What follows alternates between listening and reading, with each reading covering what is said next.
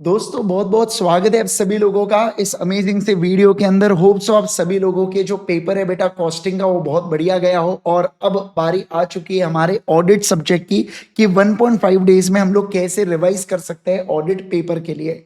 मैं आपको एक बात बता दूं कि 17 जैन को यानी कि आज के दिन जिस दिन आपका कॉस्टिंग का पेपर हुआ है, सबसे पहले आप चैप्टर नंबर 1, चैप्टर नंबर 2 और चैप्टर नंबर 11 को रिवाइज करेंगे।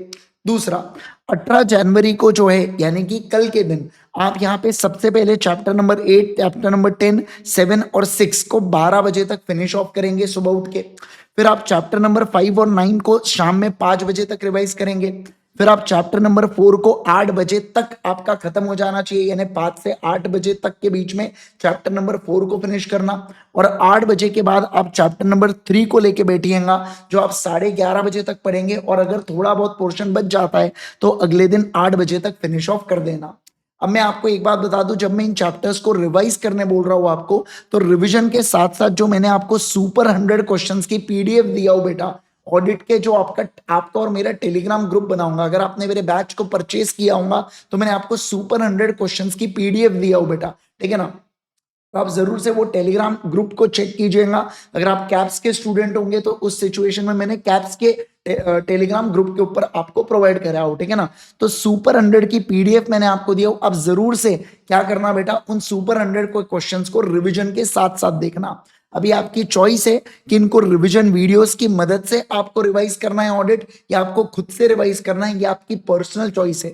रिवीजन वीडियोस भी अवेलेबल है अगेन आपके ऑडिट के टेलीग्राम ग्रुप के ऊपर, तो आप उसे एक बार चेक कीजिएगा एंड अकॉर्डिंगली फिर आप क्या कर सकते हैं, रिवाइज कर सकते हैं। तो ये पूरा प्लानर है बेटा। एक और बात मैं आपको बता दूं सर, बहुत से बच्चों को सवाल होता है कि सर हमने एमसीक्यू पहले करना चाहिए डिस्क्रिप्टिव क्वेश्चन।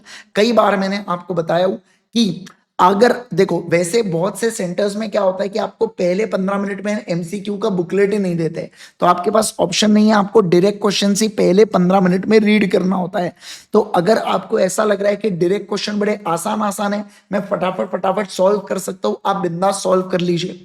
या आपको ऐसा लग रहा है कि डायरेक्ट क्वेश्चन में मेरे को थोड़ा सा टाइम लग सकता है, तो जैसे ही आपको बुकलेट मिलेगा एमसीक्यू का, आप सबसे पहले एमसीक्यूज को सॉल्व कर लीजिए एंड देन फिर उसके बाद आप क्या कर सकते हैं, direct question. Sir case study based आया तो ऑडिट की खास बात ये होती है कि केस स्टडी बेस्ड भी अगर एमसीक्यूज आते हैं तो आधे एमसीक्यूज ऐसे होंगे बेटा जिसका केस स्टडी से कोई रिलेवेंस नहीं होता, लॉ जैसा, है ना, कोई रेलेवेंस नहीं होता। डायरेक्टली आप क्वेश्चन पढ़ोगे सीधा आपको आंसर मिल जाएगा, है ना। तो आधे एमसीक्यूज आपको डेफिनेटली देखने को मिलेंगे, तो आप उसे जरूर से चेक कर लीजिएगा, ठीक है ना। तो पहले आप क्वेश्चंस पढ़िए एंड देन फिर केस स्टडी पढ़ना। तो बहुत सी बार ऐसा होता है कि क्वेश्चंस का और केस स्टडी का कोई लेना देना नहीं है, डायरेक्टली एमसीक्यू सॉल्व हो जाते हैं। और दूसरा, जब आप पहले क्वेश्चन पढ़ लेते हो ना, तो केस स्टडी पढ़ते वक्त आपको ध्यान में रहता है, अच्छा ये टॉपिक के ऊपर सवाल आया है, चलो इसको ध्यान से सॉल्व करूंगा, ठीक है। चलिए, तो ये बेटा आपका 1.5 डेज का प्लानर। होप्स ऑफ सभी लोगों को बहुत इसका